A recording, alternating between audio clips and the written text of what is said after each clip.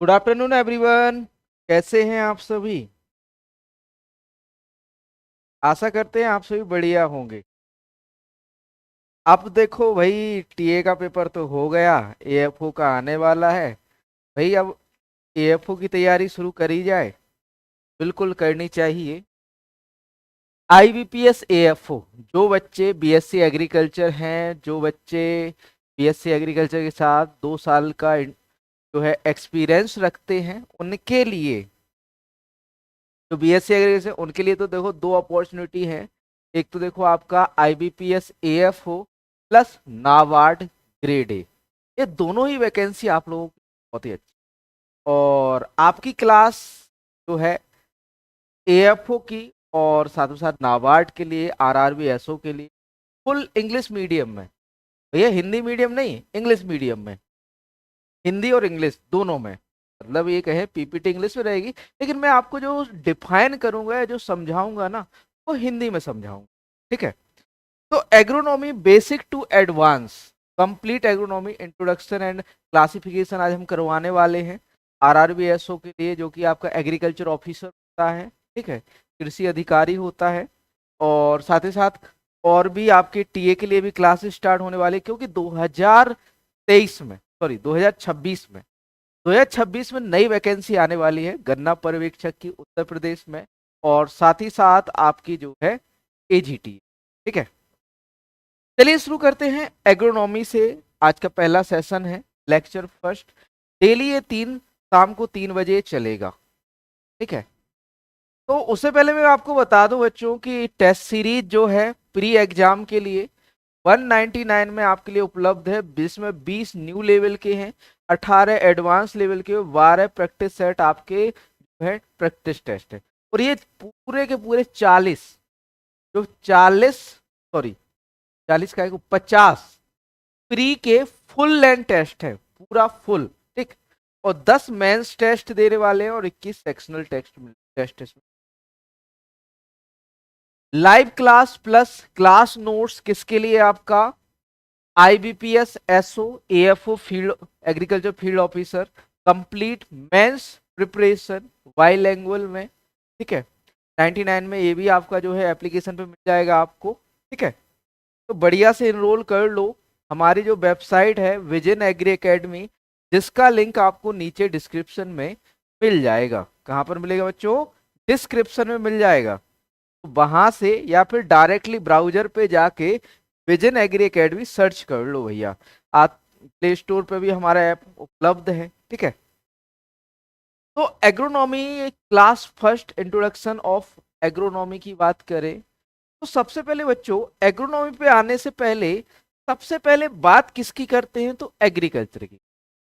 अभी हमने पहली क्लास है, फर्स्ट क्लास है। ठीक। तो सबसे पहले बात करते हैं एग्रीकल्चर की। आवाज बढ़िया आ रही है ना? एग्रीकल्चर, है ना? एग्रीकल्चर का मतलब क्या होता है बच्चों? तो एग्रीकल्चर भाई दो लैटिन वर्ड से मिलकर बना है, दो लैटिन शब्दों से मिलकर बना है बच्चों। तो लैटिन भाषा के शब्दों से मिलकर बना है, लैटिन भाषा के शब्दों से है। ये बताइए, पेन तो लैटिन भाषा के शब्दों से मिलकर बच्चों एग्री प्लस कल्चर या कल्चरा, एग्री प्लस कल्चर। एग्री का मतलब होता है बच्चों खेत, एग्री का मतलब होता है बच्चों सॉयल। ठीक। और कल्चर का मतलब होता है कल्टी। क्या होता है कल्टी? आपसे पूछेगा कि एग्रीकल्चर किस भाषा का शब्द है, तो आप क्या बताओगे? लैटिन भाषा का शब्द है। ठीक है। लैटिन भाषा का शब्द है, दो शब्दों से मिलकर बना है एग्री प्लस कल्चर। एग्री का मतलब होता है कल्चर कल्टीवेशन। मतलब हम कह सकते हैं शब्द के अनुसार कि cultivation of soil, cultivation of soil is called agriculture. But इतनी सी डेफिनेशन नहीं हो कृषि की। कृषि या एग्रीकल्चर की इतनी डेफिनेशन क्या होगी sir? Agriculture is a science which deals with crop production, horticulture, animal husbandry and allied activity। मतलब कृषि विज्ञान विज्ञान की वह शाखा है जिसमें फसल उत्पादन के साथ साथ हम हॉर्टिकल्चर या फिर कहें उद्यान फसलों का, साथ में साथ पशुपालन का और संबद्ध क्षेत्रों का क्या करते हैं, अध्ययन करते हैं। ये तो होगी भाई हमारे छोटी सी बात एग्रीकल्चर की। ठीक, चलिए अब बात करें एग्रोनॉमी भी। एग्रोनॉमी, तो एग्रोनॉमी हमारा कैसा शब्द है, ग्रीक भाषा का शब्द है। कैसा शब्द है बच्चों, ग्रीक भाषा का शब्द है एग्रो। अब भैया ग्रीक भाषा के दो शब्दों से मिलकर बना है एग्रोनॉमी। कौन सा बच्चों, जल्दी से बता दो। एग्रो प्लस, है ना, सबको पता है एग्रोनॉमी दो ग्रीक शब्दों से मिलकर बना है। एक चीज और नोट कर लो भैया, जिन शब्दों के अंत में कल्चर आता है उनकी उत्पत्ति लैटिन शब्दों से होती है, और जिनके अंत में नोमी या लॉजी आता है उनकी उत्पत्ति हमेशा ग्रीक भाषा के शब्द से मानी जाती है। अपवाद है आपका पोमोलॉजी। अब पोमोलॉजी इसलिए क्योंकि वो लैटिन ग्रीक शब्द है, पोमम आपका लैटिन शब्द है, लॉजी आपका ग्रीक शब्द है, तो पोमोलॉजी आपका कैसा है, लैटिन ग्रीक शब्द। ठीक है, तो बच्चों एग्रो की बात करें तो यहां से इसका मतलब फील्ड से है, मतलब खेत से है, और नोमोज का मतलब होता है टू एज, मतलब फील्ड का मैनेजमेंट, फील्ड का या खेत का प्रबंधन क्या कहोगे, एग्रोनॉमी कहोगे, है ना। खेत का प्रबंधन सस्य विज्ञान कहलाता है, और यह किस भाषा का, ग्रीक। ठीक है, इतना क्लियर है। अब भाई ये बता दो इसके जनक कौन है, तो भैया पेट्रो डेक्रेसेंजी। तो डिक्रेसेंजी हमारे हिंदी माध्यम वाले जो छात्र हैं सबके लिए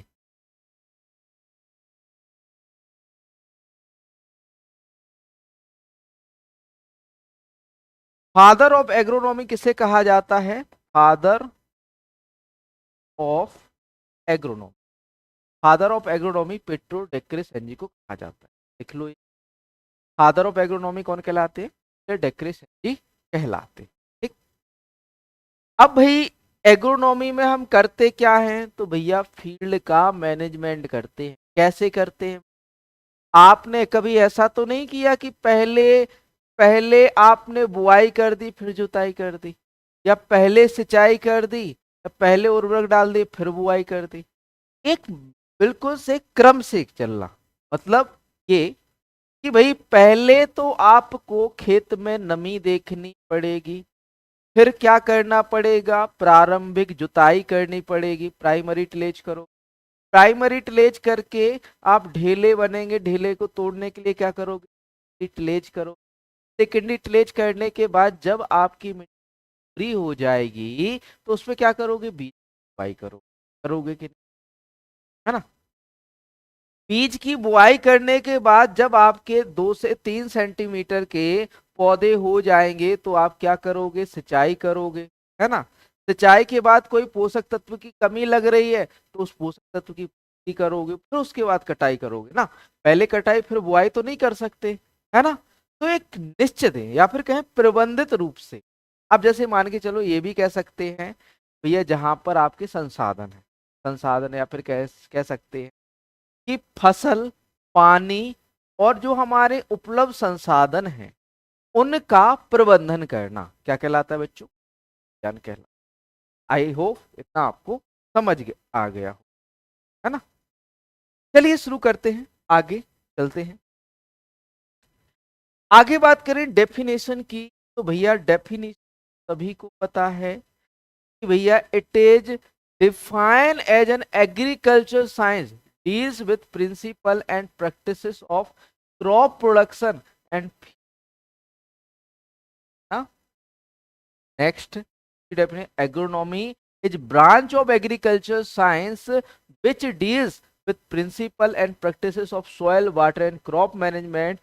It is branch of agriculture science that deals with method which provide favorable environment the crop for higher product, या फिर कहें अधिक उत्पादन के लिए favorable उपयुक्त जो है आपका क्या देना, environment ना, या फिर कहें उपयुक्त क्या देना, वातावरण देना।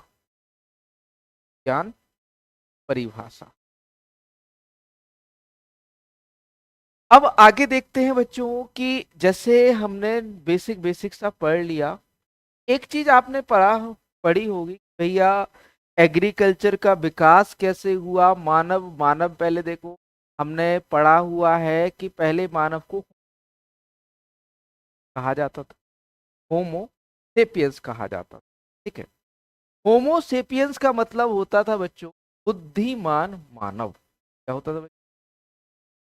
मतलब क्या होता था, बुद्धिमान मानव, है ना, बुद्धिमान मानव।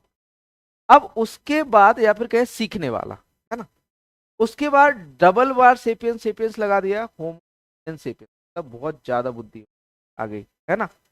तो सभी के पास आप लोग देख ही रहे हो, बच्चे हैं, आज इतना डेवलपमेंट होता जा रहा है माइंड का, दिमाग का, कि आप लोग समझ सकते हैं, है ना।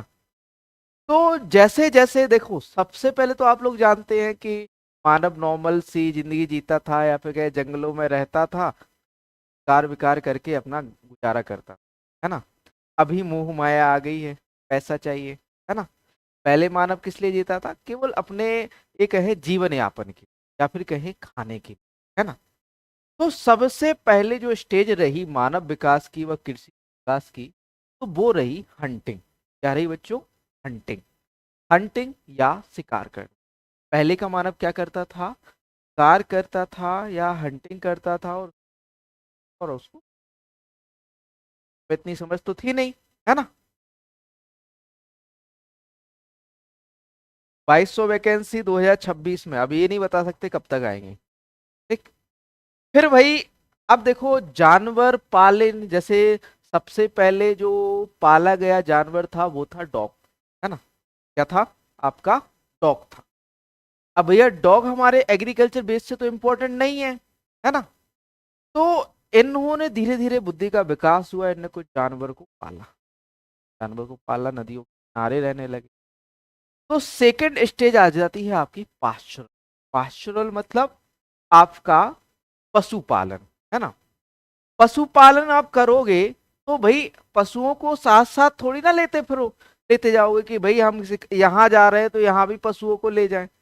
तो इन्होंने ये सोचा कि नदियों के पास रहते हैं, हरी घास रहती है, तो पशुओं के खिलाने के लिए पर्याप्त है ना। तो ये लोग एक जगह बसना सीख गए, तो एक जगह रहने लगे, और एक जगह रहते नदियों के किनारे इनने कुछ जंगली रूप से क्या देखे, कुछ पौधे उगते हुए देखे। तो सेकंड स्टेज आती, थर्ड स्टेज आ जाती है क्रॉप कल्चर, मतलब फसल उत्पादन। तो मानव ने पहले शिकार किया, फिर पशुपालन किया, और पशुपालन के साथ साथ खेती। अब बच्चों जैसे आप लोग जानते हैं कि पहले जंगली प्रजातियां थी, अभी की तरह तो प्रजातियां थी नहीं कि भाई 2 महीने, तीन तीन महीने, तीन मैक्सिमम 3 महीने या मिनिमम लेके जाती हैं, 3 महीने 4 महीने में तैयार हो जाए। पहले जो प्रजातियां थी वो सालों लेके जाती थी, है ना। तो इस वजह से उन्हें एक जगह रुकना पड़ा, और यहीं से बच्चों संस्कृति का विकास हुआ या कल्चर का डेवलप, है ना। आप पढ़ते हो ना कि हमारे देश की सभ्यता गांवों में बसती। महात्मा गांधी ने कहा था, गांधी जी ने कहा था कि हमारे देश की जो सभ्यता है, संस्कृति है, वो कहाँ बसती है? गांवों में बसती है ना। तो ग्रामीण क्षेत्र से एक जगह बसने से का विकास हुआ, कल्चर के डेवलपमेंट हुआ। फिर भाई आपके पास जब अनाज जरूरत से ज्यादा होने लगेगा तो आप क्या करोगे? ट्रेड करोगे, बेचोगे, है ना। मान के चलो कि आपका घर में कंजम्पशन है 10 केजी का, मान के चलो 10 केजी तो नहीं, बहुत ज्यादा होगा, है ना। आपका प्रोडक्शन है 100 kg का, आप 90 kg का क्या करोगे? केजी तो आप ये सोचोगे कि कोई इसके बदले कोई वस्तु मिल जाए। तो पहले क्या होता था, पैसे तो थे नहीं, तो पहले क्या होता था कि वस्तु के बदले वस्तु, मतलब आप हमें गेहूं दे दो, हम तुम्हें चना दे रहे हैं, इस तरह से, ठीक है। आप हमें ये वस्तु दे दो, हमें ये वस्तु। तो पहले बार्टरिंग सिस्टम था। तो इस तरह से आपका ट्रेड कल्चर का प्रारंभ हुआ। तो आपकी 4 स्टेजेस रही मानव और कृषि के विकास की। पहली रही हंटिंग, दूसरी रही आपकी पास्चुरल, तीसरी रही बच्चों आपकी क्रॉप कल्चर, और चौथी रही आपकी ट्रेड। ठीक, तो ये 4 स्टेज जो है मानव विकास की हमारे लिए, ठीक, कभी, ठीक। अब भैया क्लासिफिकेशन ऑफ क्रॉप्स की बात करते हैं। वैसे तो देखो जनरल एग्रीकल्चर में पढ़ाऊंगा आप लोगों को, आज मैं एग्रोनॉमी करा रहा हूं, तो एग्रोनॉमी ही ज्यादा क्वेश्चन, मेरा मतलब ये कहें एग्रोनॉमी पर ही ज्यादा मेरा फोकस है, ठीक है। तो एग्रोनॉमी की बात करें तो सबसे पहले आ जाता है बच्चों फसलों का वर्गीकरण। फसलों के वर्गीकरण के बाद हम पढ़ेंगे आपका जो है आपके टिलेज, मेथड ऑफ टिलेज, कि भाई हम कहाँ से स्टार्टिंग करते हैं, टिलेज से स्टार्टिंग करते हैं, है ना। मेथड ऑफ टिलेज पढ़ेंगे, ठीक। चलिए शुरू करते हैं क्लासिफिकेशन। आज जनरल थोड़ा सा इंट्रोडक्शन करा दिया, और आपका जो है क्लासिफिकेशन। भाई सबसे पहले क्लासिफिकेशन है बॉटेनिकल क्लासिफिकेशन। अब भाई बॉटेनिकल क्लासिफिकेशन क्या आ जाता है आपकी, क्रॉप्स के बॉटेनिकल नेम आ जाते हैं, फैमिली आ जाती है, ठीक है, ये सब चीजें आ जाती हैं, ठीक। तो बॉटेनिकल नेम ये सब चीजें आपकी याद करने वाली हैं। अब हम ये नहीं कह रहे कि नहीं बताना चाह रहे, लेकिन ये आप लोगों को या फिर कहें याद करना चाहिए। तो बॉटेनिकल नेम ऑफ फैमिली, ये क्लासिफिकेशन आपको नहीं पढ़ाएंगे। फिर नेक्स्ट आ जाता है बेस्ड ऑन लाइफ साइकिल, या जीवन चक्र के आधार पर। आपका भी जीवन चक्र होता है, पौधों का भी जीवन चक्र है, सब कुछ का जीवन चक्र है भैया। जीवन चक्र का मतलब कि जन्म से मृत्यु, आपने जन्म लिया है तो मृत्यु, ठीक है। तो जन्म से मृत्यु तक का, जन्म से मृत्यु तक का जो समय होता है वो जीवन चक्र होता है। आपने देखा होगा बहुत सी फसलें होती हैं जो केवल 1 वर्ष जीवित रहती हैं, या फिर कहें 1 वर्ष या 1 सीजन में ही अपना जीवन पूरा कर लेती हैं और मर जाती हैं, ऐसी कहलाती हैं। या फिर कहें आपकी 1 वर्षीय, ठीक। बहुत सी फसलें ऐसी होती हैं जो पहले वर्ष तो वानस्पतिक ग्रोथ करती हैं या वेजिटेटिव ग्रोथ करती हैं, दूसरे वर्ष क्या आते हैं, तो तो वो 2 वर्ष में अपना। कुछ फसलें ऐसी भी होती हैं जो 2 या 2 से अधिक वर्षों तक रहती हैं, पेरेनियल, ठीक है।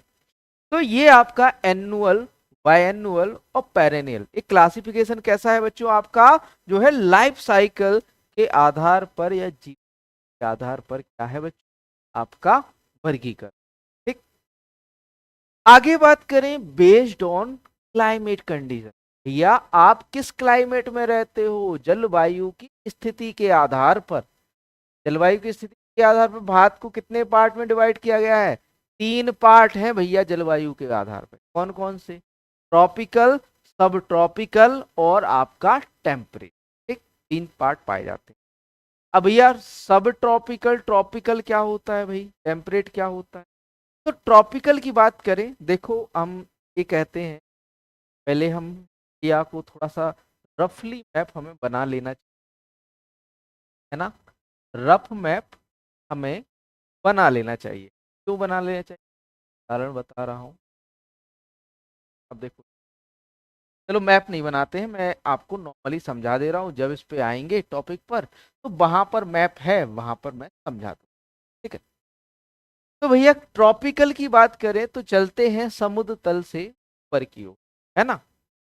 जैसे जैसे आप समुद्र तल से ऊपर की ओर बढ़ते हो, क्या होता है बच्चों पता है, जैसे जैसे आप समुद्र तल से ऊपर की ओर आओगे तो टेम्परेचर कमी आएगी, तापमान में कमी आएगी। क्या होगा बच्चों, जैसे जैसे आप समुद्र तल से ऊपर जाओगे, जैसे हम क्या कहते हैं, अल्टीट्यूड कहते हैं। क्या कहते हैं बच्चों? एल्टीट्यूड। जैसे जैसे आप समुद्र तल से ऊपर जाओगे क्या होगा? टेम्परेचर में कमी आएगी। ठीक, क्या आएगी बच्चों? कमी आएगी। ठीक, टेम्परेचर में क्या आएगी? कमी आएगी। तो भैया जहां पर ज्यादा टेम्परेचर होगा वह कैसा क्लाइमेट है आपका? ट्रॉपिकल, जिसे हम क्या कह सकते हैं? कटिबंधीय। तो समुद्र तल के जो किनारे वाले हिस्से हैं, या फिर कहें हम तो दक्षिण भारत है या साउथ इंडिया है, यहाँ का क्लाइमेट कैसा है बच्चों? को ट्रॉपिकल है, उष्णकटिबंधीय, गर्म व आर्द्र है, या फिर कहें हॉट एंड ह्यूमिड क्लाइमेट है। कहाँ का? आपका दक्षिण भारत। ठीक, सेकेंड बात करें सब ट्रॉपिकल की, हमने ट्रॉपिकल पढ़ लिया। सब ट्रॉपिकल की बात करें तो उससे पहले मैं आपको टेम्परेट बताना चाहूंगा। सब ट्रॉपिकल से पहले क्या जानना चाहिए आपको? टेम्परेट। तो टेम्परेट की बात करें बच्चों तो टेम्परेट क्लाइमेट क्या होता है? आप आ जाओ हिमालय पे, हिमालय पे आ गए, जम्मू कश्मीर आ गए। जम्मू कश्मीर में क्या रहता है आपका? 12 महीने आपकी जो तक रहती है, या फिर कहें आपकी जलवायु कैसी? ठंडी है ना? बर्फबारी होती रहती है, ठंडी जलवायु है। तो यहाँ की जलवायु कैसी है? टेम्परेट है। मतलब ये कह सकते हैं कि जहां पर अब जैसे समुद्र तल से ऊपर जा रहे हो, हिमालय आपका करीबन ये कहें कि हजारों फीट ऊंचाई की है, या फिर कहें 1000 2000 ऊंचाई ऊंचाई का है ना? 1200 1300 ऊंचाई का है। ठीक, तो वहां पर क्या होगा? टेम्परेचर बहुत कम हो जाएगा। तो जहां पर टेम्परेचर कम हो गया, क्या हो गया भाई? टेम्परेट। अब आ जाते हैं मध्य भारत में। मध्य भारत की बात करें तो यहाँ का क्लाइमेट जो होगा वो कैसा होगा आपका? सब ट्रॉप सब ट्रॉपिकल होने के कारण ये यहाँ पर परिवर्तन, है ना? आपने देखा होगा दक्षिण भारत में आपको हमेशा गर्मी का मौसम का, आपको उत्तर भारत में या जम्मू कश्मीर में हमेशा ठंडी देखने को मिलेगी। लेकिन आपका जो मध्य भारत है या केंद्रीय सेंट्रल इंडिया है, यहाँ पर आपको आपको जो ये भी होती है, गर्मी भी होती है, आपकी जो सर्दी भी। तो ऐसा मौसम जहां पर सर्दी भी होती है, जहां पर आपका ऋतु परिवर्तन होता है, या जहां पर गर्मी भी होती है, सब ट्रॉपिकल। एक क्लाइमेट आपको समझ। एक अगला है classification based on, sorry, classification of crop based on use, उपयोग के आधार पर, या फिर कहें आप फसलों को किस तरह से यूज। आपने कहा कि हमें रोटी ब्रेड खाना, क्या यूज? आटे का यूज। आटा किससे आता है? मतलब अनाज से। तो वह फसलें जिनको अनाज के रूप में यूज कर रहे हो, उपयोग कर रहे हो, वह कौन सी? अनाज वाली फसल। आपने कहा हमें ऑयल चाहिए, ऐसी फसलें जिनको हम ऑयल के लिए या फिर कहें तेल के लिए कर रहे हैं, वो कौन सी? Oil seed. आपने कहा हमें दाल चाहिए, ऐसी फसलें जिनको हम दाल के रूप में कर रहे हैं, वो क्या? आपने कहा हमें शुगर चाहिए, ऐसी फसलें जिनका यूज हम शुगर के लिए या फिर कहें आपका चीनी के लिए यूज कर रहे हैं, वह कौन सी? आपने कहा हमें फाइबर चाहिए, हमें रेशा चाहिए, तो आपने रेशे के लिए जो फसल, वाली फसल। आपने कहा हमें मसाले चाहिए, ऐसी फसल मसाले के लिए उगाई, वो मसाला फसल है। आपने कहा हमें मेडिसिन चाहिए, आपने मेडिसिन। तो उपयोग के आधार पर कि आप उस फसल का किस तरह से उपयोग कर रहे हो, उसके आधार पर आपका वर्गीकरण किया जाता है। आगे मैं सारी चीजें क्लियर करने वाला हूँ। ठीक है, नेक्स्ट है based on photo respite, photo periodism. भैया फोटो पीरियोडिज्म क्या कहलाता है? प्रकाश दीप्ति काले। ठीक है, प्रकाश दीप्त काले। भैया आप देखो फोटो पीरियड क्या कहलाता है? आपने कहा सुबह 6 बजे आपका दिन हो जाता है और शाम को 6 बजे सूरज डूब जाता है। मतलब ये कहें आपका जो उजाला रहता है या फिर कहें लाइट रहता है, वो कितने समय रहता है? तो उसके आधार पर आपने कहा 12 घंटे से कम लाइट मिलती है, आपने कह दिया शॉर्ट डे है। आपने कहा 12 घंटे से अधिक लाइट मिलती है, आपने कह दिया लॉन्ग डे है। भैया ऐसे कुछ पौधे हैं कि भाई लॉन्ग डे हो चाहे शॉर्ट डे, उनको फर्क ही नहीं पड़ता। मतलब ये कि वो लॉन्ग डे में भी अच्छे से ग्रो करते हैं और शॉर्ट डे में भी अच्छे से ग्रो करते हैं। वो कैसे हो जाते हैं? डे न्यूट्रल हो जाते हैं, है ना। जिनके लिए कम प्रकाश की अवधि चाहिए वो शॉर्ट डे, और जिनके लिए अधिक प्रकाश की अवधि चाहिए वो लॉन्ग डे हो गए। अब जैसे भैया आपने देखा होगा कि 25 दिसंबर, है ना, 25 दिसंबर से आपके बड़ा दिन, या फिर कहें हमारे यहाँ बोलते हैं आज आपका जो है, आज से जो है दिन की लंबाई जो है बढ़ने लगेगी, है ना, 25 दिसंबर। ठीक। तो उस समय से आपकी दिन की लंबाई बढ़ जाती है। और भैया फोटो पीरियड का सीधा संबंध आपका फ्लावरिंग से है। तो भाई फूल आते समय प्रकाश की अवधि क्या है? किस समय बच्चों? फूल आते समय प्रकाश की अवधि क्या है? सीधा सीधा रिलेशन है आपका फ्लावरिंग से। तो 25 दिसंबर, और फ्लावरिंग कब होती है आपकी? फरवरी के समथिंग। तो फरवरी के समथिंग लगभग आपके 12 घंटे से अधिक क्या होते हैं, लगते हैं, दिन होने। इस वजह से जो रबी वाली फसलें होती है ना, वो कैसी होती है? लॉन्ग डे होती है। कैसी होती है? लॉन्ग डे, या फिर कहें आपकी। क्यों? क्योंकि इनके फ्लावरिंग के लिए क्या चाहिए? लंबे दिन की। आपने सुना होगा कि आपका 21 जून से दिन की लंबाई कम होना शुरू हो जाती है, और जब खरीफ की फसलों में आपकी क्या होता है? फ्लावरिंग होती है, फूल आते हैं, उस समय दिन की लंबाई 12 घंटे से कम हो जाती है, जिस कारण से इन्हें क्या कहा जाता है? Short day. आई होप इतना आपको समझ आया होगा। ठीक है, आगे बात करें बच्चों, classification based on growth habit. भैया आपके जो पौधे हैं बढ़ते कैसे हैं, ग्रो कैसे करते हैं, उसके आधार पर। या ग्रो कैसे करते हैं मतलब, कुछ पौधे होते हैं कि भैया पहले अपनी वानस्पतिक वृद्धि कर लेंगे, उसके बाद उनमें फूल फूल लगेंगे। कुछ पौधे ऐसे होते हैं कि भैया साथ में साथ अपनी ग्रोथ भी कर रहे हैं, और साथ में साथ उनमें फ्लावरिंग भी हो।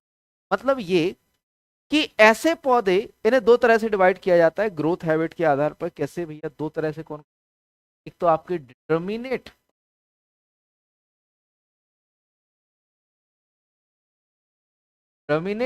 और एक होते इनडिटर्मिनेट।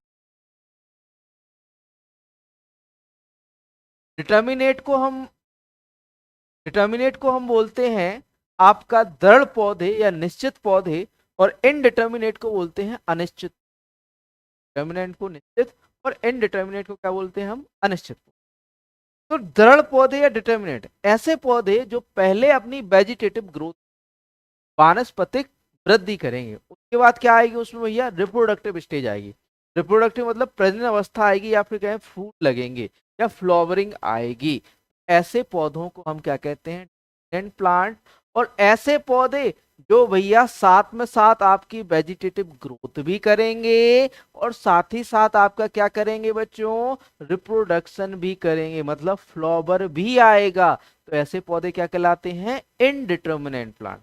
और इनडिटर्मिनेट प्लांट जैसे आपने टोमेटो, टमाटर तो सबने देखा है ना, साथ में साथ वो वनस्पतिक ग्रोथ भी करता है, वानस्पतिक रूप से बढ़ता भी है, और साथ में साथ क्या होता है? फ्लावरिंग भी होती रहे। ना क्लियर? क्लियर है ना बच्चों? अगला क्लासिफिकेशन है क्लासिफिकेशन बेस्ड ऑन कोटाइलेडन, या फिर कहें बीज पत्र के आधार पर। आपने कहा कि हमारा बीज आसानी से, अगर ये आपका जो सर्कोटेस्टा है या सीड कोट है उसको हटा दिया जाए, तो आसानी से दो पार्ट में डिवाइड हो जाता है। तो आपने कहा डाइकोट, है ना। और भाई अगर कि वो आसानी से दो पार्ट में डिवाइड, आपने जो ऊपर की लेयर, एक्चुअल में मोनोकॉट में एक तो ऊपर की लेयर हटती नहीं है। जैसे आपने मक्का कहा, मक्का में आप सर्कोटेस्टा को नहीं हटा सकते, है ना, आप सीड कोट को नहीं हटा सकते। वो कैसा है आपका? वो दो पार्ट में डिवाइड, अगर कि आप नॉर्मली मैकेनिकली तोड़ना चाहो तो टूट टूट तो जाएगा, लेकिन नेचुरली डिवाइड नहीं। वो कैसा है आपका? जो आपके एक बीजपत्री होते हैं, इनमें एक भ्रूण पोष पाया जाता है, जबकि द्विबीजपत्री में भ्रूण पाया जाता है। यह भ्रूण पोष क्या होता है? भ्रूण पोष जिसमें आपका कार्बोहाइड्रेट या न्यूट्रिएंट होते हैं, जो आपके भ्रूण को पोषण देने का काम करता है। क्या करता है बच्चों? भ्रूण को पोषण देने का काम करता है। ठीक। साथ में साथ एक चीज और, आपका जो डाइकोट है, इसमें जो भ्रूणपोष होता है, होता तो इसमें भी है, लेकिन जब आपका बीज का विकास हो रहा होता है, सीड का डेवलपमेंट हो रहा होता है, उस समय इसमें से क्या हो जाता है, गायब हो जाता है ना। तो इसमें आपका इसलिए डाइकोट में नहीं होता है। ठीक, आगे बात करें भई मोनोकोट और डाइकोट में नेक्स्ट डिफरेंस क्या है। भैया मोनोकोट में हमेशा आपको हाइपोजियल, कैसा बच्चों, हाइपोजियल जर्मिनेशन देखने को मिलेगा, जबकि डाइकोट में आपको कैसा, एपीजियल, ज्यादातर डाइकोट में कैसा, एपीजियल। आपका जो है चने को छोड़ कर रबी वाली जो पल्स क्रॉप है उनको छोड़ दो, तो ज्यादातर जो डाइकोट हो उसमें आपको एपीजियल जर्मिनेशन हो। ठीक, अगला क्लासिफिकेशन है बच्चों आपका based on germination, classification based on germination, अंकुरण के आधार पर। भैया अंकुरण के आधार, अभी हाल हमने दो टर्म अभी हाल आपको जो है बताए थे, कौन सा बच्चों, एक तो एपीजियल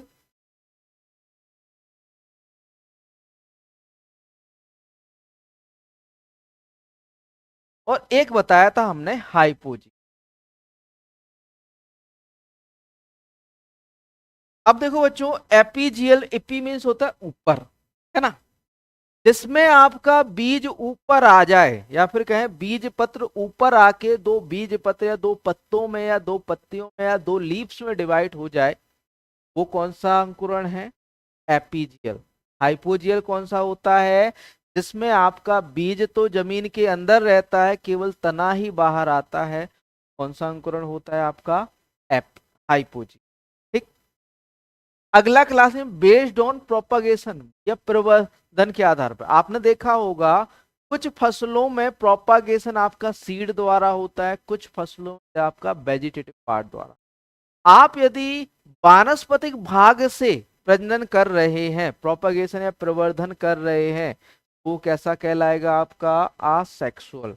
और यदि बीज द्वारा प्रॉपर पॉलिनेशन फर्टिलाइजेशन आपका जो है एक है प्रोपागेशन या प्रवर्धन कर रहे हो, तो वो कैसा कहलाएगा आपका। ठीक, अगला classification, classification on the basis of mode of photosynthesis plant absence. भैया पौधे प्रकाश संश्लेषण किस तरीके से करते हैं, C4 है, C3 है, या फिर कहें आपके कैम पौधे। ठीक है, तो C3 C4 और कैम में आप डिवाइड कर देते हैं।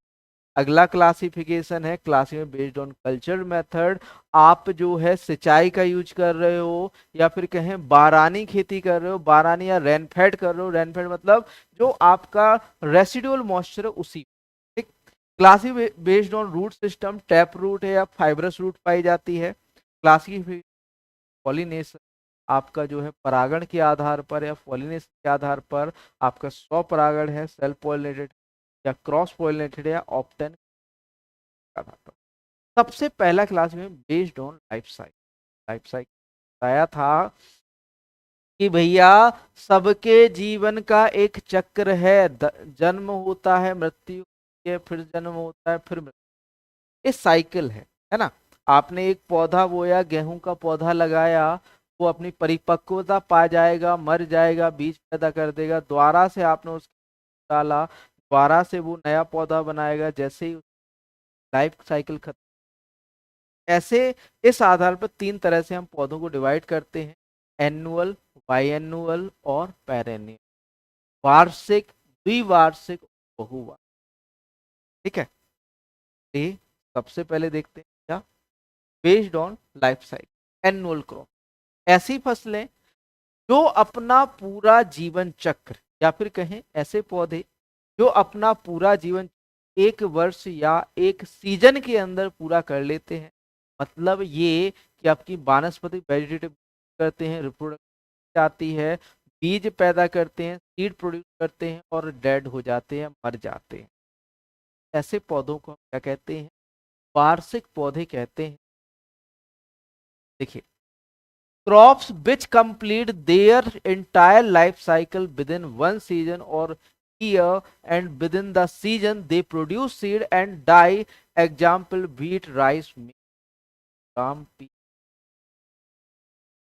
लगभग ज्यादातर जो फील्ड क्रॉप होती है वो कैसी होती है, एनुअल होती है, वार्षिक होती है। ठीक, आगे बात करें बाई एनुअल क्रॉप्स, ऐसे पौधे जो अपनी पहले वेजिटेटिव ग्रोथ कर ली थी, मतलब ये कि पहले आप लोग अच्छे से पढ़ लो मतलब पहले सिलेबस अच्छे से कवर करोगे सिलेबस, उसके बाद ही तो आप एग्जाम दोगे। या कुछ बच्चे ऐसा करते हैं, पहले एग्जाम देते हैं, फिर उसके बाद अकल ठिकाने आती है, फिर पढ़ना शुरू करते हैं, है ना। तो ऐसा नहीं करना है, पहले हमें क्या करनी है, वेजिटेटिव ग्रोथ, मतलब पहले वर्ष या फर्स्ट ईयर ये क्या करेंगे, वानस्पतिक वृद्धि करेंगे। कौन से पौधे आपके, बायनोल।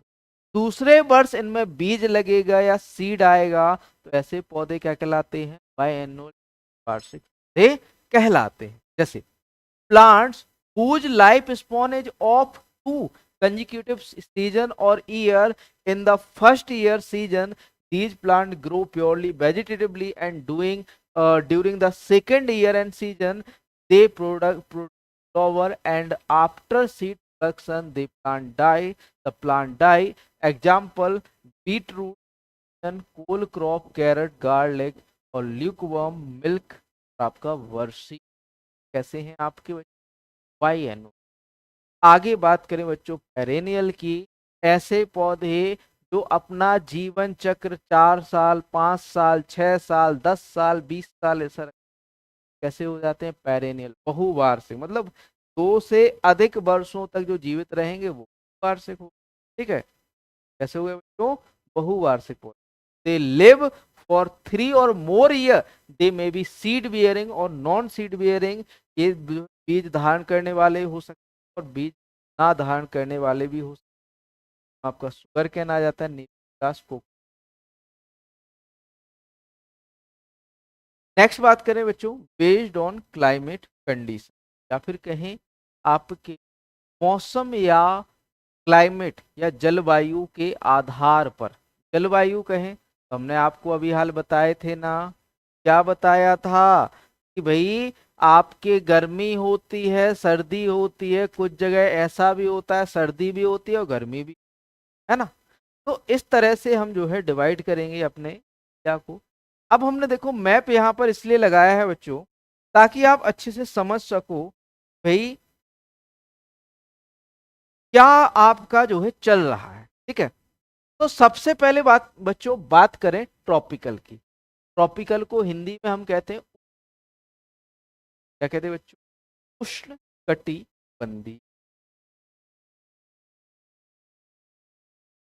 तो यह उष्ण कटिबंधीय में कौन से क्षेत्र आ जाते हैं, तो एक चीज हमने अभी हाल बताई थी कि जैसे जैसे हम समुद्र तल से ऊपर जाते हैं ना, वैसे टेम्परेचर कम भी हो जाता है।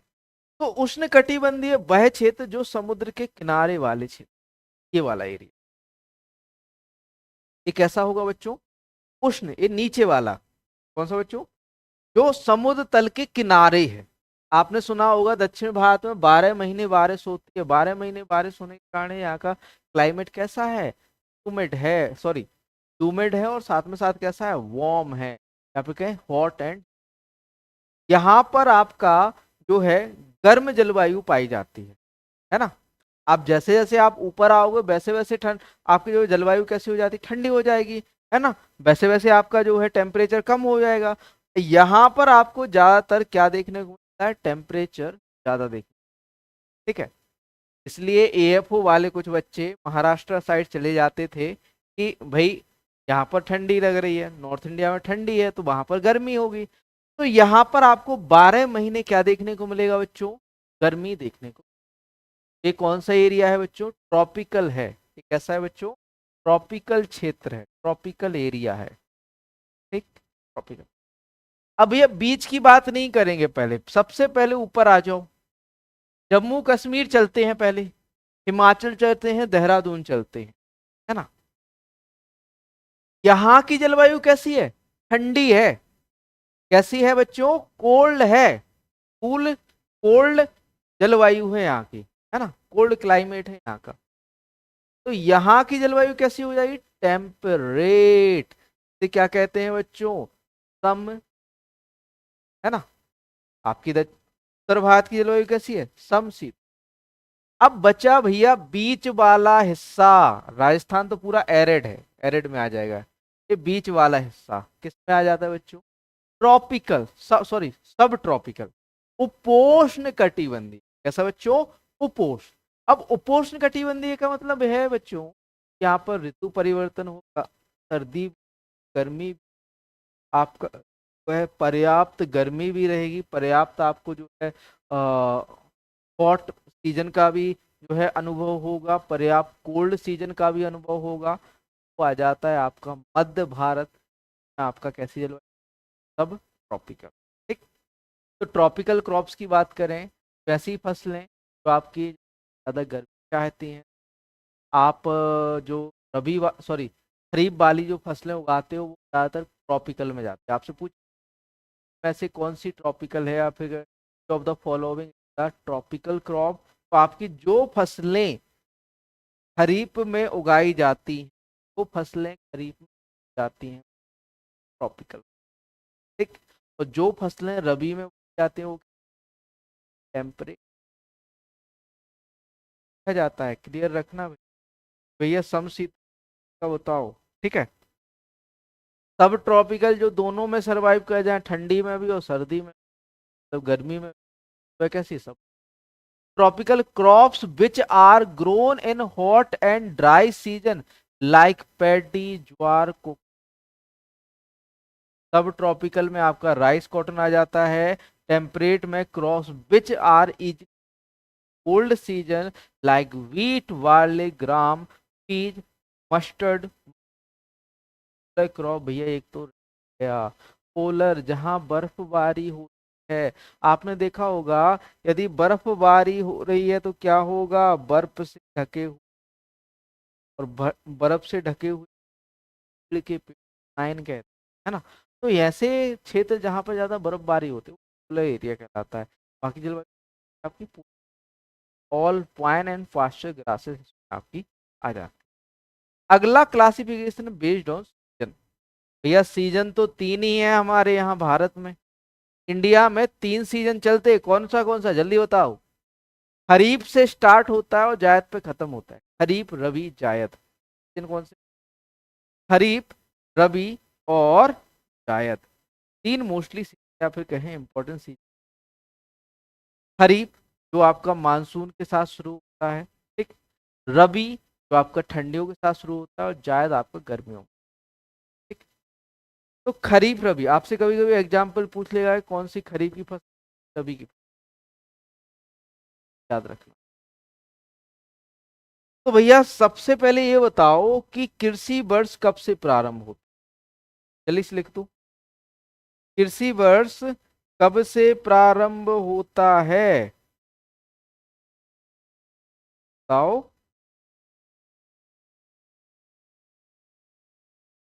कृषि वर्ष कब से शुरू होता है? कृषि वर्ष की शुरुआत कब से होती है? कृषि वर्ष की शुरुआत कब से होती है? मानसून के साथ होती है। तब जब मानसून आता है उसी के साथ आपका कृषि का वर्ष या एग्रीकल्चर ईयर स्टार्ट हो जाता है।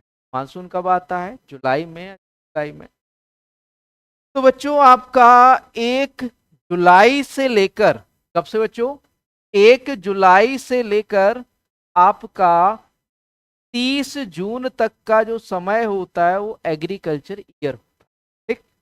एग्रीकल्चर ईयर किसके साथ शुरू होता है? आपका मानसून के आने के साथ। तो वह फसलें जिन्हें गर्म और आर्द्र जलवायु, हॉट एंड ह्यूमिड जो क्लाइमेट चाहिए होता है, वो ज्यादातर कब जाती हैं? खरीफ में।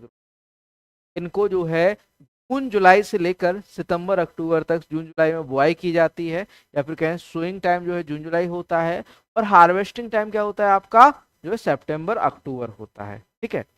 तो ऐसी फसलें जो जून जुलाई में बोई जाती हैं, सितंबर अक्टूबर में काटी जाती हैं, ये ज्यादातर कैसी होती है बच्चों? शॉर्ट डे होती है। कैसी होती है बच्चों? Short day. हमने आपको बताया था कि जो ज्यादातर जो खरीफ की फसलें हैं ये कैसी होती है बच्चों? शॉर्ट डे होती हैं। देखिए बच्चों, crops grown during June July to September October which require warm moist climate and require short day length for flowering during their major period। Example की बात करें तो इसमें राइस, मेज, कैस्टर, ग्राउंडनट, उड़द, कॉटन, ज्वार, बाजरा, रागी, सोयाबीन, सनई और आपका आ जाता है सनहेम्प है, नहीं नहीं है सनहेम्प। ठीक है, तो ये कैसी फसलें हैं बच्चों? खरीफ ऋतु की। ठीक, आगे बात करें बच्चों रबी मौसम। ये तो देखो मेन सीजन, दो मौसम तो मेन सीजन है, बाकी जायद में कुछ बातें हैं, ज्यादातर यहाँ पे क्या जाना जाता है आपका जायद तो। ठीक, रबी मौसम की फसलें ऐसी फसलें या वह फसलें या फिर क्या वह फसलें आपकी अक्टूबर नवंबर के मंथ में सोइंग की जाती है, बुआई की जाती है। अक्टूबर नवंबर के मंथ में तो बोई जाती हैं और आपके फरवरी मार्च में क्या की जाती है, हार्वेस्टिंग कटाई की जाती है। ऐसी फसलें कैसी हो जाती हैं आपकी रबी मौसम। इन्हें शुरुआती दौर में ठंडे जलवायु की आवश्यकता होती है और जब ये परिपक्वता पर आती हैं, कैसी जलवायु चाहिए, जो गर्म जलवायु चाहिए होती है। ये ज्यादातर कैसी होती है आपकी लॉन्ग डे होती है आपकी जो है रबी मौसम। ठीक, देखिए crops grow on during October November to February March which require cool climate and require long day length and dry weather for their major period of growth and flowering। example आपका wheat, mustard, sugarcane, barley, linseed, pea, मसूर, tobacco, सेफ्लॉवर, oats, potato, आपका जो है ग्राम हो गया, वर्सी हो गया, कैबेज, कॉलीफ्लावर एक्स्ट्रा। एक ऐसी फसल आपकी ये है आपकी या रवि सीजन क्रॉप। ठीक, सेशन को शेयर कर दो भाई अच्छा लग रहा हो तो, है ना। आगे बढ़ते हैं भैया जायद वाली फसल। ये ज्यादातर बच्चों डे न्यूट्रल गर्मियों गर्मियों में आपका जैसे टमाटो हो गया, ज्यादातर होती है, मैं ये नहीं कह रहा कि सभी होती, ज्यादातर होती। ठीक, तो ऐसी फसलें जिन्हें के लिए हॉट क्लाइमेट चाहिए भैया, गर्म जलवायु चाहिए, क्या हो गया जायद के मौसम। जायद के मौसम ज्यादातर आपका कुकुरबिट्स और मूंग के लिए, तुरैया के लिए जाना जाता है। ठीक है, तो ऐसी फसलें जिन्हें फरवरी मार्च में तो बुआई की जाती है या फिर कहें सोइंग टाइम जिनका आपका फरवरी मार्च है और हार्वेस्टिंग टाइम क्या है आपका जून जुलाई या फिर कहें आपका मई जून होता है, वह कौन सी होती है आपकी जायद या समर क्रॉप्स कहलाती है। देखिए crops grown during February March to May June which require hot dry climate, example urad, cowpea, watermelon, bitter gourd, पर मस्क। कैसी है आपकी जायद मौसम फसलें। आगे बात करें क्लासिफिकेशन या उपयोग के आधार पर आप फसलों को किस तरह यूज। सबसे पहले आ जाती है सीरियल क्रॉप, जो कि आपके कार्बोहाइड्रेट जानी जाती है, किस जानी जाती है कार्बोहाइड्रेट। तो सीरियल क्रॉप में कौन सी आ जाती हैं जिनका उपयोग हम अनाज के रूप या बल्क में करते हैं या अनाज के रूप में, जैसे आपका राइस, व्हीट, मेज, बार्ले। कैसी हैं बच्चों आपकी सीरियल क्रॉप हैं या फिर कहें आपकी अनाज वाली फसल। आगे बात करें बच्चों आपका मिलेट्स की। मिलेट्स भैया अनाज है लेकिन इन्हें हम क्या कहते हैं श्री अन्न या मोटे अनाज कहते हैं। मिलेट्स को क्या कहते हैं बच्चों मोटे अनाज। अब ये भी दो क्लासेस है इनकी मिलेट्स की भी, एक तो मेजर मिलेट जो मुख्यतः जो है यूज की जाती हैं और एक होती है माइनर मिलेट जिनको हम कम यूज करते हैं, है ना। तो आपके जो है मिलेट में फिंगर मिलेट आ जाता है, कोदो, फॉक्सटाइल और आपका पूर, लिटिल मिलेट, आपका वार्नयार्ड मिलेट आ जाता है। तो हम डिटेल में पढ़ेंगे जब क्रॉप प्रोडक्शन पढ़ेंगे उस। ठीक, तो मेजर मिलेट में आपसे पूछे, देखो नाबार्ड में पूछा गया क्वेश्चन और अभी अभी जो है आपका एजीटीए का पेपर हुआ था उसमें गया क्वेश्चन कि भैया आप बताओ कि माइनर मिलेट कौन सी है। भैया ये तीन ऑप्शन में थे और एक चौथा आपका कोदो था, है ना। तो सबसे मेजर मिलेट की बात करें तो सोरघम, जिसे हम ज्वार भी बोलते, क्या बोलते हैं बच्चों ज्वार, सोरघम, बाइकलर, पर्ल मिलेट जिसे हम क्या कहते हैं बच्चों बाजरा कहते हैं। पर्ल मिलेट क्या कहते हैं बाजरा, है ना, क्या कहते हैं बाजरा। पेनिसिटम ग्लूकम और फिंगर मिलेट या रागी इल्यूसिन कोरकोना एक ऐसी है आपकी मेजर मिलेट है, मुख्य आपकी आप देख सकते हैं रागी है, या आपका बाजरा है, या आपकी ज्वार है, अभी होगा। ठीक है, आगे चलते हैं। आगे बात करें बच्चों माइनर मिलेट्स की, भैया जिनका यूज बहुत कम मात्रा में या फिर कहें हाई रहती है, लेकिन मात्रा में ये क्या होते हैं, उपयोग होते हैं। माइनर, माइनर में मिलेट में कौन से आ जाते हैं, फॉक्सटाइल मिलेट, सेटेरिया टेल्का, लिटिल मिलेट, पेनिकम मिलेरे, कोर्सो मिलेट, पेनिकम मिलीसियम, बार्नयार्ड मिलेट, इकोनोक्लोआ फ्रूमेंटेसिया, कोदो मिलेट, पास्पेलम वाइकुल, तो वाइकुलेट। कैसी है आपकी माइनर मिलेट। ये ज्यादातर क्वेश्चन पूछा है, अभी इंटरनेट 2000 बनाया गया था इंटरनेट ऑफ मिलेट्स, तो ये क्वेश्चन ज्यादातर पूछा जा रहा है ना, ज्यादा याद रख माइनर और। ठीक, फिर भैया जिनसे हमें शुगर मिले वह कौन सी शुगर वाली फसल, है ना, शुगर क्रॉप जिन्हें कहते हैं, चीनी वाली फसल। तो शुगर कैन ज्यादातर तो आपका सोर्स क्या है, sugar cane and sugar beet. क्या है बच्चों, sugar cane and sugar beet, गन्ना और चुकंदर, गन्ना और चुकंदर, सेकेरम ऑप्सिनेरम और बीटा वलगेयर, आपका मेजर सोर्स का आपका चीनी का या शुगर। नेक्स्ट बात करें भैया फाइबर क्रॉप, तो ऐसी फसलें जिनका उपयोग हम किस लिए करेंगे, रेशे के लिए करते हैं, या जिनका यूज हम रेशे या फाइबर के लिए करते हैं, तो वह फाइबर क्रॉप है। सीड फाइबर, भैया सीड फाइबर, स्टेम फाइबर और बास्ट फाइबर, लीफ फाइबर कहने कि जिसमें आपको रेशा बीज से मिले या सीड से मिले, जिसमें रेशा आपका स्टेम या तने से, वो आपका स्टेम फाइबर, रेशा आपको पत्ती से, आपका वो फाइबर, है ना। तो रेशे के लिए जो यूज वाली फसल, सीड फाइबर में आपका कॉटन, स्टेम फाइबर में, स्टेम या वास्ट फाइबर में आपका मेशा और जूट आ जाता है, और लीफ फाइबर में अगेव और पाइनएप्पल, अगेव और पाइनएप्पल में आपसे जो है रेशम। जो आपका स्टेम फाइबर है इनका ज्यादातर यूज जो होता है वो रस्सी या बोरी, है ना। आगे चलते हैं, अगली आगे है ऑयल सीड, भैया जिनका यूज हम किस लिए करेंगे, ऑयल के लिए, है ना। ऑयल चाहिए हमें, तेल चाहिए, तो क्या करोगे भैया, ऑयल सीड क्रॉप हम करेंगे।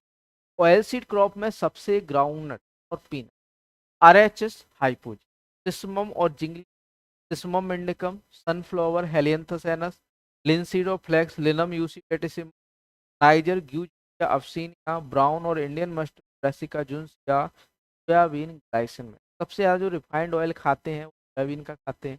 हमारे देश में सबसे ज़्यादा जो रिफाइंड ऑयल जो कंज्यूम होता है सोयाबीन का होता है। या जिनका यूज हम ऑयल के लिए कर रहे हैं, या जिनका यूज हम किस कर रहे हैं, तेल के लिए, ऑयल या तेल वाली फसल। ठीक है, तो बढ़िया से आप लोग नोट करते जाइए, और इंग्लिश मीडियम के लिए हम क्लास चलाने जा रहे हैं कंटिन्यू।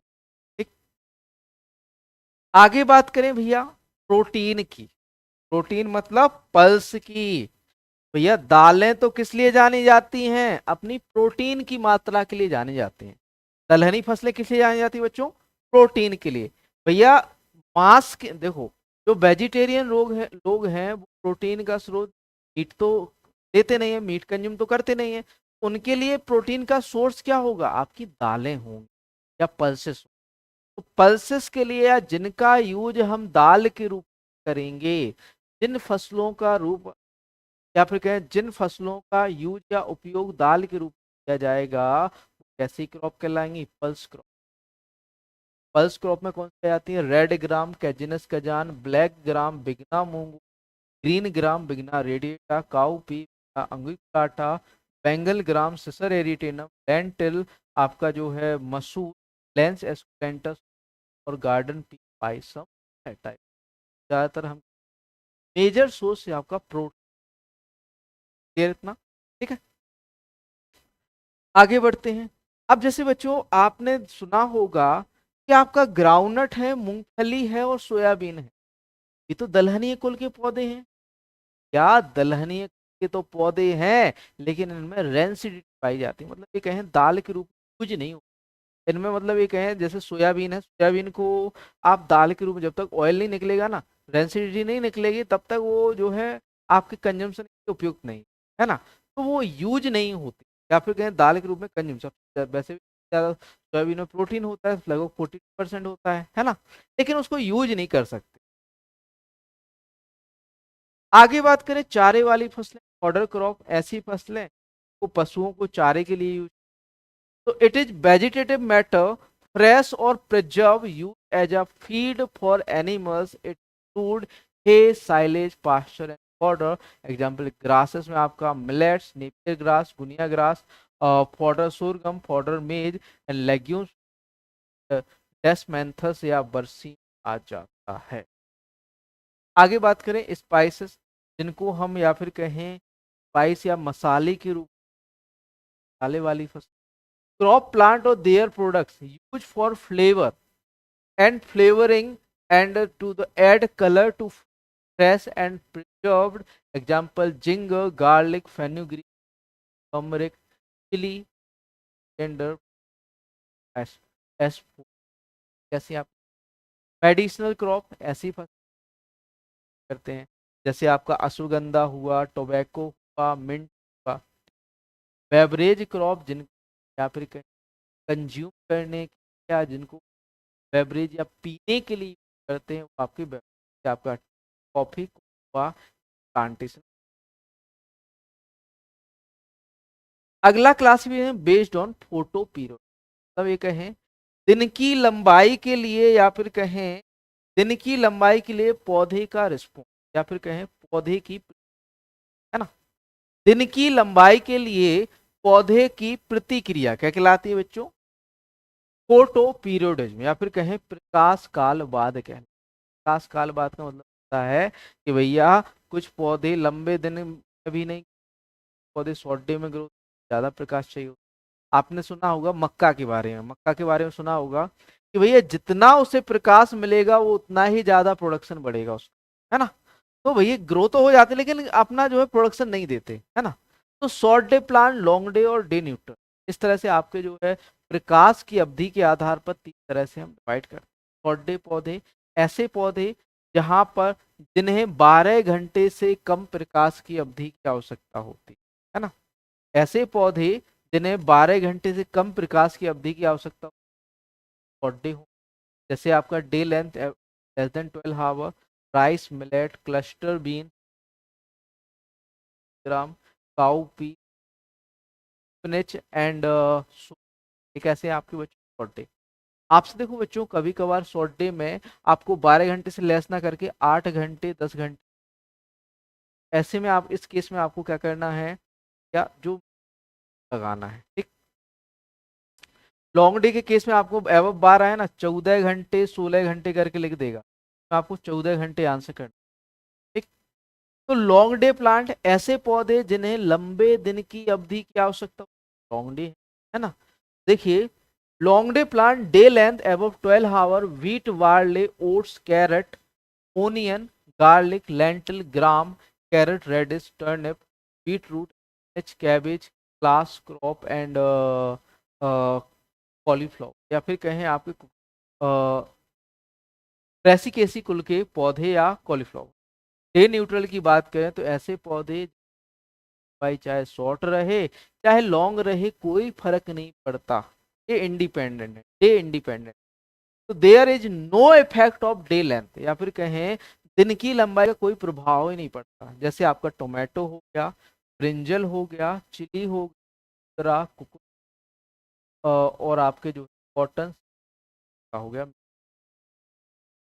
आपकी दो टर्म है, एक तो फोटो पीरियोडिज्म, सॉरी फोटोट्रॉपिज्म और आपने देखा होगा कुछ पौधे ऐसे होते हैं जिन्हें प्रकाश चाहिए ही होता है, यदि उन्हें छाया में उगा दो, छाया में ग्रो, फोटो सेंसिटिव आएंगे, मतलब उन्हें प्रकाश चाहिए चाहिए चाहे आप कुछ भी, है ना। कुछ पौधे ऐसे होते हैं जिन्हें छाया में उगा दो और प्रकाश में रख दो जाते हैं, है ना। तो ऐसे पौधे फोटो सेंसिटिव कहलाते हैं भैया। ऐसे पौधे seasonal variety depend on the amount of light receive, right. Seasonal हम आपकी लाइट की जो कहें कि अमाउंट है उसके ऊपर डिपेंड कर, ठीक। बात करें फोटोट्रॉपिज्म, तो फोटोट्रॉपिज्म मतलब प्रकाश, जहां जहां प्रकाश जा रहा है उसकी और प्रतिक्रिया दिखाना, मतलब वहां वहां उसको। सनफ्लावर, सनफ्लावर सूरजमुखी को आपने कहा सूरजमुखी, सूरज की ओर मुख, मतलब जहां जहां सूरज जाएगा वहां वहां मुख करके जाए, है ना। तो सनफ्लावर सूरजमुखी का आप एग्जाम्पल ले सकते हैं कि सूरजमुखी आपका कैसा होता है, आपका बच्चों फोटोट्रॉपिज्म, मतलब प्रकाश का अनुवर्तन कर, प्रकाशानुवर्तन। ये क्यों होता है कि एपिकल पोर्शन या ऊपरी भाग में आपका क्या होता है, अधिक ऑक्सीजन के कारण क्या होता है, फोटोट्रॉपिज्म, अधिक ऑक्सीजन के कारण क्या होता है। अगला क्लासिफिकेशन बताया था ना, डिटरमिनेंट और इनडिटरमिनेंट, दो तरह से हम जो है पौधों को ग्रोथ हैबिट या विकास के आदत के आधार पर क्या विभाजित कर या डिवाइड कर सकते। डिटरमिनेंट ऐसे पौधे जो पहले वेजिटेटिव ग्रोथ करते हैं, उसके बाद इनमें रिप्रोडक्टिव स्टेज आती है, और इनडिटरमिनेंट ऐसे पौधे जो जिनमें आपकी वेजिटेटिव रिप्रोडक्टिव स्टेज दोनों साथ साथ चलती है। Determinate plant are the plants that start reproductive growth only after completing their vegetation. अपनी वानस्पतिक वृद्धि को पूरा करने के बाद ही इनमें प्रजनन अवस्था आती है। तो ऐसे पौधे क्या कहलाते हैं आपके, determinate. Indeterminate, these are the plant in which vegetative and reproductive stage continue simultaneously, मतलब जिनमें आपकी वानस्पतिक और आपकी जो रिप्रोडक्टिव या फिर कहें आपकी जो है प्रजनन अवस्था दोनों साथ में साथ, मतलब ये कहें कि साथ में फल भी बना रहा है, साथ में आपका फूल भी बना रहा है, और साथ में साथ वो ग्रोथ भी कर रहा है, तो उसे आप क्या कहोगे भैया, इनडिटर्मिनेंट प्लांट कहो। Mature and immature fruit, flower and flower buds are present on the same plant at the same time. Example of indeterminate plants are tomato, watermelon, cucumber and कैसे हैं आपके भैया, इनडिटरमिनेट, अनिश्चित।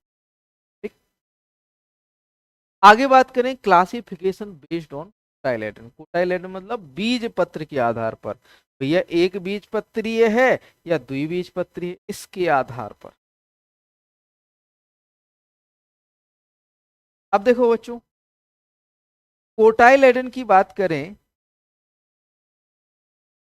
ब्रेक ले लिया जाए, है ना।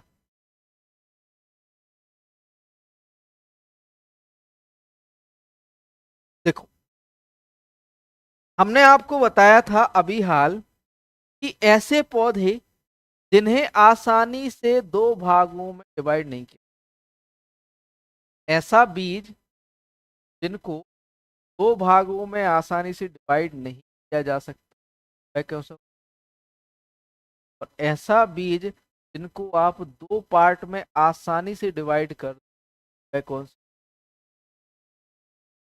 डाइकोट, है ना। तो डाइकोट और मोनोकोट, मोनोकोट का मतलब होता है जिसमें आपको दो पार्ट में डिवाइड ना कर पाओ, और डाइकोट मतलब आप दो पार्ट में डिवाइड। अंतर क्या है मोनोकोट डाइकोट में, मोनोकोट में आपका एक एंडोस्पर्म होता है, जो आपका जो एम्ब्रियो होता है, जो भ्रूण होता है उसको है, जबकि आपका जो डाइकोट होता है उसमें क्या नहीं होता है, आपका भ्रूण होता है। ठीक, साथ में साथ जो एक बीज पत्री है वो हमेशा आपको उसमें आपके जो पौधे होंगे उनमें नैरो लीफ, नैरो लीफ मतलब एक है कि सकरी पत्ती देखने को, कैसी देखने को, पत्ती देखने को सकरी, जबकि जो आपके डाइकोट हैं उनमें आपको ब्रॉड लीफ या फिर कहें चौड़ी पत्ती, एक अंतर ये हो गया। मोनोकोट में आपकी फाइब्रस रूट होती है या फिर कहें रेशेदार जड़ें होती हैं, जबकि आपके डाइकोट में टैप रूट होती है या मूसला जड़ होती है।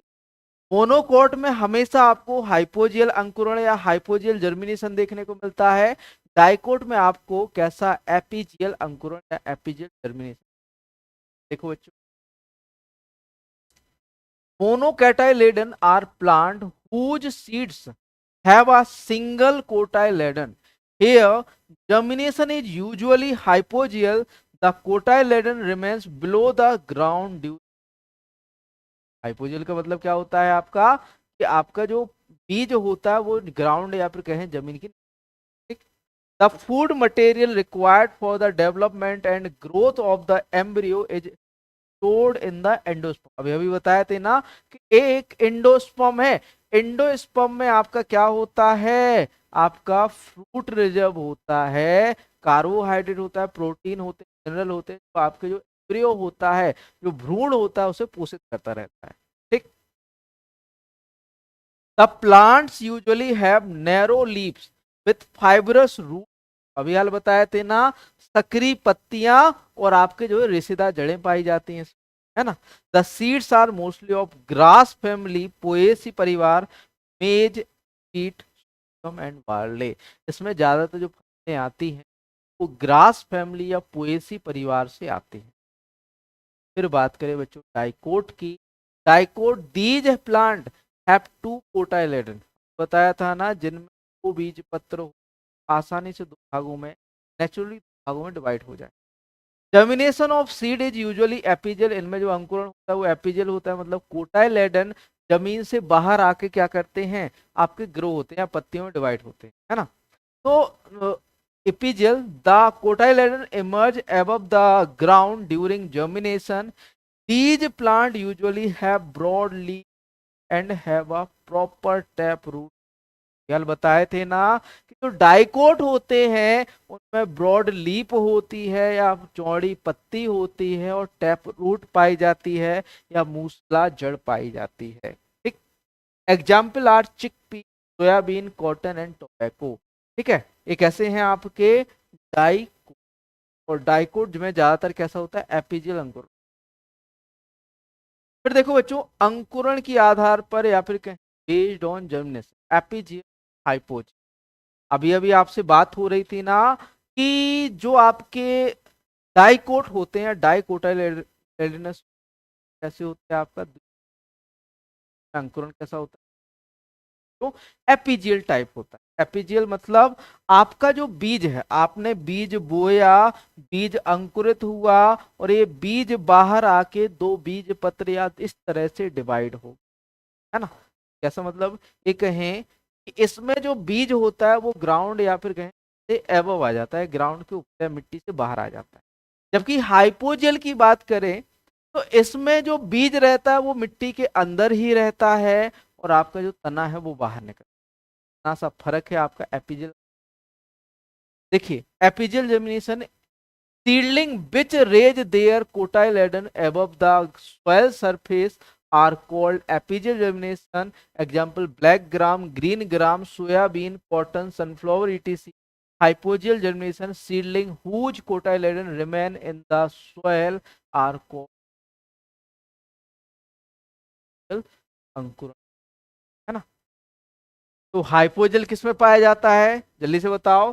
तो सारी की सारी जो ग्रास फैमिली के जो पौधे होते हैं या फिर कहें आपके पोएसी या घास कुल के जो पौधे हैं उनमें कैसा अंकुरण पाया जाता है, हाइपोजेल। और पल्सेस की बात करें तो ज्यादातर पल्सेस में आपका एपीजियल अंकुरण है। एक चीज याद रखना, जो खरीफ वाली पल्सेस हैं, अरहर को छोड़कर, इसको बच्चों अरहर या पिगनपी को छोड़कर, तो खरीफ वाली जो पल्सेस या दलहनी फसलें हैं उनमें एपीजियल अंकुरण होता है। और जो रबी वाली जो फसलें हैं, रबी वाली जो आपकी दलहनी फसलें हैं उनमें हाइपोजियल अंकुरण होता है। आपका जो है राजमा को छोड़, राजमा में एपीजियल होता है, जबकि सारी की सारी जो रबी मौसम की फसलें हैं, रबी सीजन क्रॉप है, उनमें हाइपोजियल अंकुरण होता है। क्लियर है बच्चों इतना, लिखते जाओ। यस सर, नहीं हो तो हाउ लिख दो, दिलखंडी कहते हैं, क्लियर हो सो कह देते हैं हाउ। ठीक है, चलो आगे देखते हैं। क्लासिफिकेशन बेस्ड ऑन प्रोपगेशन, प्रवर्धन। प्रोपगेशन का मतलब भैया एक बीज से 10 बीज कैसे बना रहे हो, नए पौधे को कैसे बना रहे हो, है ना। प्रोपगेशन का मतलब होता है पौधे का प्रसार कैसे कर रहे हो, एक पौधे से 4 पौधे कैसे बना रहे हो। ये दो तरह से होता है, एक तो सेक्सुअल और एक असेक्सुअल। सेक्सुअल या लैंगिक की बात करें, इसमें आपका प्रॉपर रूप से आपका पॉलिनेशन होता है, प्रॉपर रूप से आपका फर्टिलाइजेशन होता है और उसके बाद आपका क्या बनता है, मेल और फीमेल गैमेट के मिलने से सीड का निर्माण या बीज का निर्माण होता है। ठीक।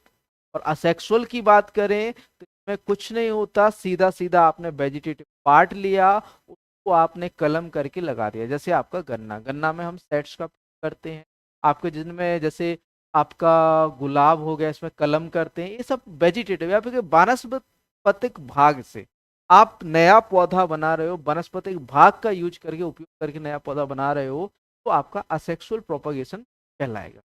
तो सेक्सुअली प्रोपगेटेड प्लांट की बात करें तो these are the plants which are propagated through seeds. Example are wheat, barley, rice, millet. asexual propagated plant, these are the plant which are propagated asexually through cuttings, layering and grafting. Example sugarcane, ginger, potato. sugarcane में sets का use करते हैं, आपका जो है potato में tuber का use करते हैं, जिंजर में राइजोम का, है ना, करते हैं ना। नेक्स्ट देखो, classification on the basis of photosynthesis, mode of photo. भैया किस माध्यम से फोटो, C4 के माध्यम से 4 कार्बन अणु बना रहा है, 3 कार्बन अणु बना रहा है, तो इसके आधार पर आपका क्लासिफिकेशन रात में सोच। तो सबसे पहले बात करें C3 पौधों, तो भैया तो आपने पढ़ा है कि प्रकाश संश्लेषण फोटोसिंथेसिस में क्या होता है। फोटोसिंथेसिस में जल और CO2 का उपयोग करके ग्लूकोज और ऑक्सीजन मुक्त ना, तो आपको पता है ना कि CO2 और जल मिलके आपका जो है ऑक्सीजन को मुक्त करते हैं और कार्बोहाइड्रेट का क्या करते हैं, निर्माण करते हैं। कार्बोहाइड्रेट का निर्माण करते हैं। तो प्लांट जिन पौधों में CO2 को 3 कार्बन मॉलिक्यूल्स में या 3 कार्बन फिक्स करें, या आपके 3 कार्बन मॉलिक्यूल्स या 3 फॉस्फोग्लिसरिक एसिड या 3 PGA में आपका कन्वर्ट करें, तो वह कौन से कहलाएंगे आपके। देखिए, plant fix CO2 and form as 3 carbon molecule, 3 phosphoglyceric acid, 3 PGA. This pathway was discovered by Kelvin and his co-worker in 90. Hence, this pathway called known as a Kelvin cycle. इसकी खोज किसने की थी भैया, कैल्विन और उनके साथियों ने की थी, जिस कारण से इसे कैल्विन साइकिल या फिर कहें C3 पैथवे कहा जाता है। These plant exhibit photo respiration. इनमें कैसा होता है, आप एक चीज याद रखना, एक चीज आपको हमेशा याद रखना है कि C3 पौधों में प्रकाश शोषण पाया जाता है, जबकि C4 पौधों में प्रकाश शोषण पाया जाता है ना। याद रखना एक चीज, C3 पौधों में प्रकाश शोषण पाया जाता है, C4 पौधों में प्रकाश या फोटो रेस्पायरेशन नहीं। Such plant do not use CO2, light, temperature and also water efficiently, hence these are called in plant. यह पौधे जल, पानी और न्यूट्रिएंट को या CO2 या लाइट को अच्छे से नहीं कर पाते, इस कारण इन्हें अकुशल पौधे भी कहा जाता है। Example beet, soybean and cotton etcetera. ये कैसे हैं बच्चों, C3 पौधे हैं। नेक्स्ट बात करें बच्चों C4 पौधों की, तो ऐसे पौधे जिनमें CO2 का जो उत्पाद होता है 4 कार्बन अणु वाला हो, 4 कार्बन मॉलिक्यूल बनाए, जो कि आपके ऑक्जुलेट के रूप में जाना जाता है। किसके रूप में जाना जाता है, ऑक्जुलेट के रूप में जाना जाता है। इनमें फोटो या फिर कहें फोटो रेस्पायरेशन नहीं होता है, प्रकाश शोषण नहीं होता है। इसकी खोज हैच एंड स्लैक ने की थी। इसकी खोज किसने की थी बच्चों, हैच एंड स्लैक ने की थी, जिस कारण से इसे हैच एंड स्लैक पैथवे भी कहा जाता है। यह लाइट, CO2 और आपके न्यूट्रिएंट या वाटर को इफिशिएंटली करते हैं, अच्छे से उपयोग कर लेते हैं, जिस कारण से इन्हें इफिशिएंट पौधा या फिर कहें आपका कुशल पौधा कहा जाता है। देखिए, in these plant the first product of photosynthesis is a 4 carbon molecule called oxaloacetate. Plant fix CO2 through the Hatch and Slack pathway. These plants do not show photorespiration. These plants can use CO2, light, temperature and water efficiently, so they are called efficient plant. Example sugarcane, sesamum, maize and sorghum. कैसे हैं बच्चों, इसके बाद आ जाते हैं camp plant. ऐसे पौधे ये बिहेव तो आपके C4 के, ये होते तो C4 की तरह हैं, लेकिन इनमें जो श्वसन की प्रक्रिया है वो रात्रि में, है ना। श्वसन कैसा होता है, रात्रि में। देखिए, camp plant fix CO2 into 4 carbon acid called mallets. CO2 fix occurs at night when stomata are open. Camp plant grow in desert and have succulent fleshy leaves and stem that require less transpiration and water. Pineapple agave कैसे हैं आपके camp plant. Next बात करें classification cultural water, या पानी के उपयोग या फिर कहें वाटर और कल्चर मेथड के आधार पर। कल्चर मेथड हमने कहा रेन फेड। रेन फेड मतलब आपने कहा हम सिंचाई का यूज नहीं करते, जैसे जहाँ पर आपका सिंचाई की सुविधाएं नहीं है, तो वर्षा के पानी पर जो है ज्यादातर जो किसान है या फार्मर है वो निर्भर रहते हैं, है ना। क्या रहते हैं बच्चों, वर्षा के पानी पर निर्भर रहते हैं। इस कारण से जो है, जो उनके उपलब्ध संसाधन है उस पर खेती करें, मतलब ये कहें कि आर्टिफिशियल रूप से वो सिंचाई नहीं करेंगे, जो उपलब्ध नमी है उसी पर खेती कर लेंगे, तो वह कौन सी, rain fed. Crop which are grown only with rain water, jowar bajra and, वह फसलें जो केवल वर्षा के पानी पर ही उगाई जाती हैं, या फिर कहें आपके जो है रेन वाटर से ही सिंचित होती हैं, वह कौन सी, आपकी रेन फेड या बारानी खेती कहते हैं। इरिगेटेड क्रॉप्स ऐसी फसलें जिन्हें सिंचाई चाहिए ही चाहिए भैया, इन्हें आप नॉर्मली या फिर कहें जो आपकी रेसिडुअल है या फिर कहें जो आपकी मृदा है में नमी है उसके आधार पर नहीं उगा सकते, तो आपको सिंचाई देनी पड़ेगी। जैसे टमाटर उगा रहे हो, शुगर केन गन्ना उगा रहे हो, इन्हें सिंचाई की आवश्यकता पड़ेगी। Crops which are grown only using irrigation water like sugarcane banana and papaya, तो आपको सिंचाई तो देनी ही पड़ेगी, वह कौन सी। अगला क्लासिफिकेशन बेस्ड ऑन सिस्टम।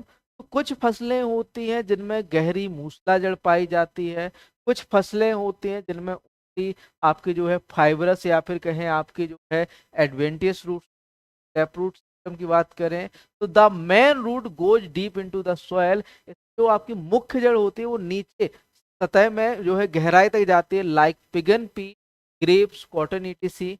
एडवेंटिस या फाइबर रूट्स की बात करें, ऐसी फसलें जड़ें होती हैं, वो आपकी कैसे तार होती है, फाइब्रस होती है। Crops whose roots are fibrous, shallow and spread in the soil like cereal crop, wheat, rice. आगे बात करें क्लासिफिकेशन बेस्ड ऑन पॉलिनेशन, परागण के आधार पर। भैया परागण के आधार पर वर्गीकरण की बात करें, पॉलिनेशन कुछ फसलें हैं जो अपने मेल फीमेल के पौधे में फर्टिलाइज कर देते, कुछ पौधे ऐसे होते हैं अलग अलग फूल पर होते हैं या फिर कहें एक पर होते, मतलब ये कहें कि खुद के पौधे या फिर कहें स्वयं के जो प्लांट या स्वयं का जो फ्लावर होता है उसे फर्टाइल नहीं कर पाते, तो कैसे होते हैं, क्रॉस में। ठीक है, तो ऐसे पौधे जिनमें आपका या फिर कहें ऐसे पौधे जिनमें आपके मेल एंड फीमेल गैमेट एक ही फ्लावर पर क्या कर दें, फर्टिलाइज या फिर कहें परागकण पॉलिनेशन एक ही पौधे पर हो या एक ही फ्लावर में हो तो सेल्फ पॉलिनेट हो। The crop in which less than 5% of the plant are cross pollinated, ऐसे पौधे जिनमें 5% से कम क्या होते हैं, आपके क्रॉस पॉलिनेटेड पौधे होते हैं, self pollinated, such as wheat, barley, rice, ragi, cowpea, fenugreek, potato and. Condition है हॉर्टिकल्चर में हम आपको पढ़ाएंगे सेल्फ पॉलिनेटेड क्या प्रमोट, क्या आपका जो पर परागण प्राप्त। क्रॉस पॉलिनेशन की बात करें तो जब आपका एक पौधे का परागकण दूसरे पौधे की स्त्री के सिर पर जाकर जो फर्टाइल करता है तो उसे हम क्या कहते हैं, या दूसरे पौधे के फ्लावर पर जाकर उसे फर्टाइल करता है तो उसे cross pollination. The crop in which more than 95% of the plant are cross pollinated called cross pollinated, such as a maize, millet, sugarcane, sunflower, cabbage crop, cucurbits, carrot, etc. कैसे हैं आपके क्रॉस पॉलिनेटेड। आगे बात करें बच्चों obtain cross pollinated, ऐसी फसलें होती तो स्वपरागित है लेकिन कभी कभार इनमें पर परागण भी हो, मतलब अक्सर पर परागण, इनमें कभी कभार जो है पर परागण होता है। The crop in which 5 to 25% of the plant are cross pollinated called often cross pollinated. 10 होगा। टॉप 10 क्रॉप आपका सोरम हो गया, कॉटन हो गया, पिगनपी हो गया, टिटिकल हो गया, चिली हो गया, लेडी ब्रिंजल, टोबैको, आपकी टॉप 10। आगे बात करें डेप्थ आपकी जो है जड़ की गहराई के आधार पर, तो सैलो रूटेड आपके, जैसे ये बिहार बीपीएससी में पूछा गया क्वेश्चन है सैलो रूटेड वाला, है ना। तो सैलो रूटेड में आपकी 30 से 60 सेंटीमीटर डेप्थ होती है रूट की, में आपके राइस भी, पोटैटो, पाइनएप्पल, कैबेज एटसेट्रा आ जाते हैं।